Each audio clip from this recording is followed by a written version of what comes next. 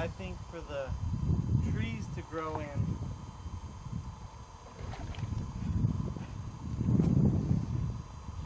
See, Trevor is trying to solve natural history mystery.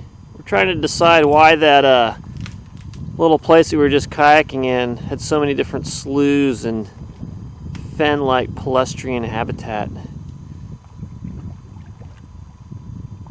And Trevor, like a true natural historian, always tries to get another perspective, a unique perspective, by climbing a tree.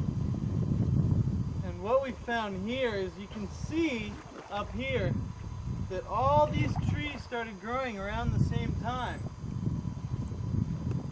And it's clear, it's elementary, my dear Watson. It's clear that these have grown all together at the same time and work almost as like